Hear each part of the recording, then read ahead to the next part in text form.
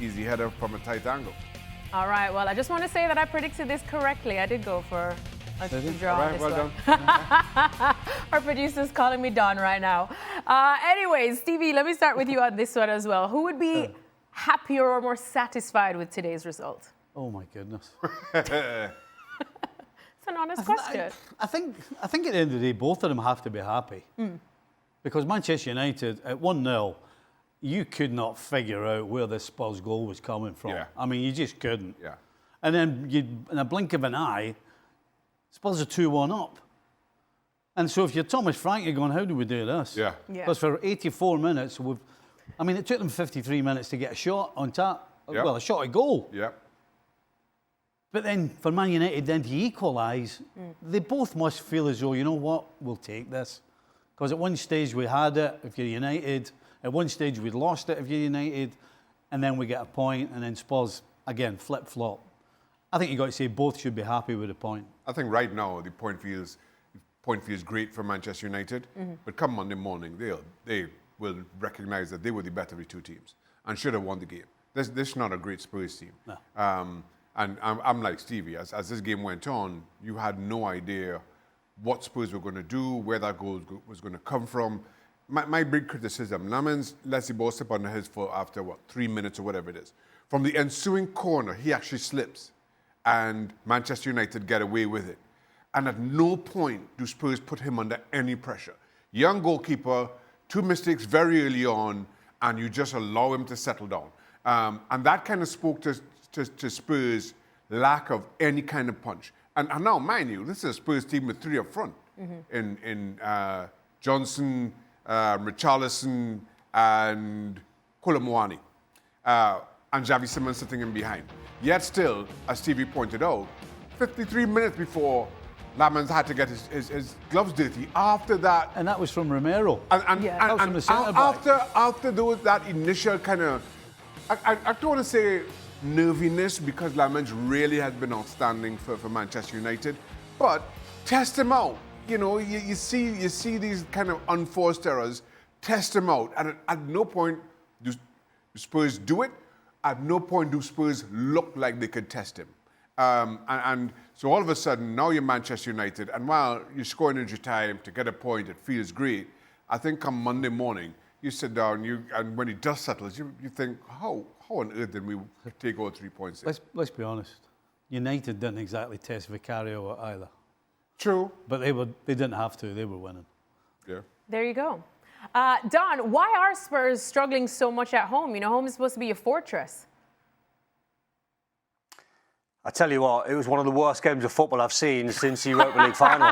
Two teams played in the same game. I did say it was giving air of the Europa League final. Honestly, it was so bad. I mean, I've never seen a Spurs side. I mean, all right, they were really poor in their performance against Chelsea last week and got humiliated in that game. But I've never seen a Spurs side at home be so flat. Like, there was just nothing about them. There was no energy. There was no quality. You look at probably Romero and you look at Van de Ven. Those two are like top-class players. I'm starting to look at the Spurs squad thinking, where's the high-end players? Where's the top-class players? Because none of them produced today. There's plenty of youth, but that youth should have enthusiasm. That youth should have legs to run around and chase a game when you're 1-0 down and give the crowd something at home. It's almost like they just tried to play fancy football and play nice football, and Tottenham fans don't want to see nice. When you're losing 1-0 against Man United and you're not showing any fight. Take the Sunderland game today. Fantastic example from Sunderland, how they approached the game by willing to dig in, willing to go long ball. Dan Ballard willing to put your body and your head on the line. Robbie willing to take a knock off Gabriel, or the goalkeeper to try and force something over the line. Watching Spurs like the boys today, you're just thinking, they're just cruising to a 1-0 loss. Like, their home form's horrendous, and then somehow they turn it around thinking, how on earth are they going to come out winning this 2-1? So the 2-2, in a weird sort of way, feels like the right result because no one deserved to win it. It was just two bad sides who you can't trust struggling their way at a 2-2 draw. But the form at home is a massive worry for Thomas Frank. Yeah, it is a massive worry indeed for Thomas Frank. And speaking of Thomas Frank, Stevie, when Xavi Simons was brought off and he was having a decent game, I suppose, up until that point. By his standard. Whoa. By his standard. As we were saying, because we know anything was up at this point. But the crowd started to boo Thomas Frank's decision there. As a manager, how do you take this? You can't let people sat behind you or a crowd of people in the stand dictate what you should and shouldn't do. And 100%, I'm with Thomas Frank. Why would you keep Xavi Simons on the field? Xavi Simons didn't. I mean, we're actually sitting here going, well, he was better. Well, hold on a second.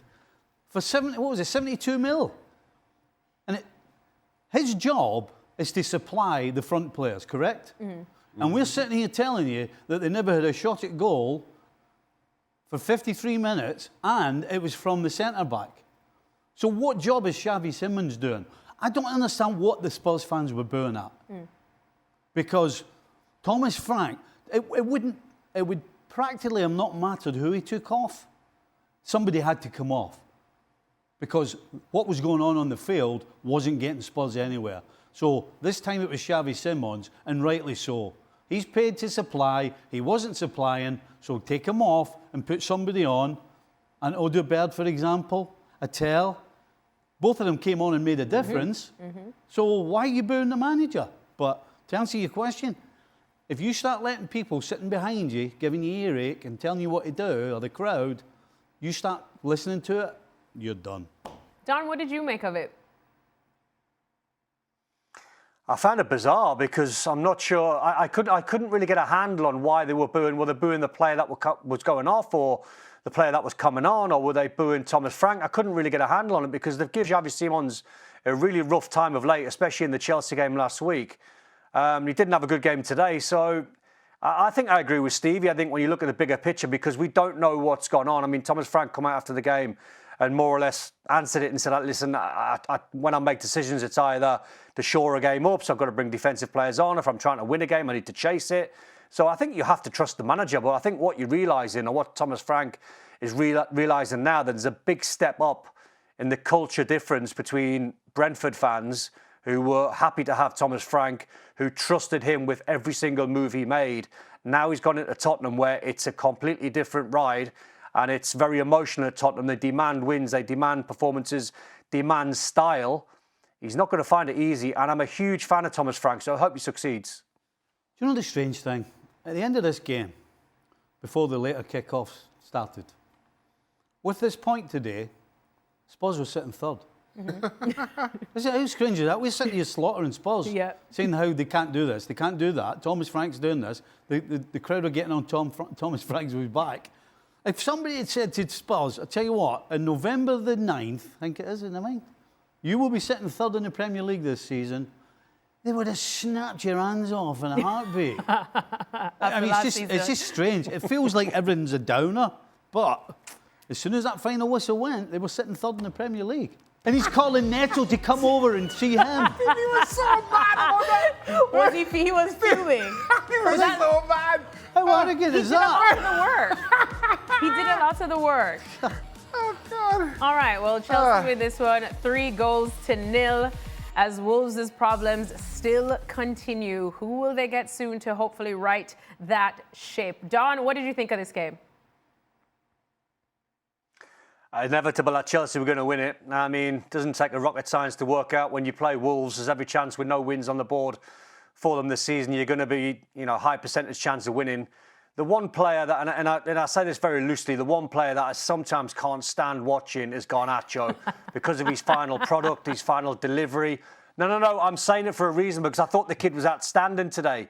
And when you see that assist for the Neto finish, when you see that assist for the Neto finish, that's what he has to do more of. He's got to make sure, because he's a winger, he's got to make sure you go back to the olden days, the dinosaur days where wingers take fullbacks on. That's still a possibility. And you see with his pace and you see with the delivery, it was brilliant, sensational. So if you're Enzo Maresca, you say to Neto and you say to Garnacho, when we get the ball wide, you go and take players on because these two have got serious pace. And then you look at the team compared to the Wolves team today that Chelsea started with, inevitably we're going to win. So a brilliant win, and you fast forward 2 or 3 weeks, the big game's going to be against Arsenal. That's going to be their big test. Were you guys entertained by Chelsea?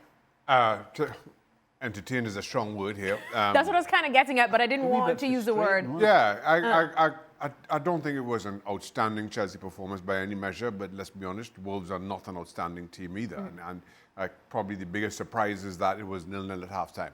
But you just figured Chelsea with the class that they can call on, and Wolves with the season they're having, that it was inevitable. It was going to crumble sooner rather than later, and that's exactly how it happened. But otherwise, 90 minutes that I probably can't get back. When you're playing against there it is. when you're playing against teams like Wolves, all you got to do is score the first goal. Yeah. Because then after that, It just comes. Well, they're in that position. The position they're in is because of a lot of things, and one of them is that they run out of ideas and fight. And so when that first one goes in, you know they're not getting back in the game, and you know it's only a matter of time before you score more. So yeah, Don said crumble. Well, like I was talking about in the highlights, Stevie, when we saw Estevao come in, and we know exactly how special this is, and of course everyone's saying, don't put the cart before the horse, don't put too much on this young man's shoulders just yet. But when you see the instant impact that he has, he's obviously high on confidence, he has been scoring for Chelsea. Do you think he's ready for a start? No. But to start every because of game. what they have. Because of what Chelsea have. Oh. I'm not starting him before Neto. I'm not starting him before Cole Palmer if he's fit. So, he's going to have to, by his play, get himself in a position where the manager is picking him before, well, whether it's Neto, Garnacho, Cole Palmer, or anybody else. I don't think he is ready to start.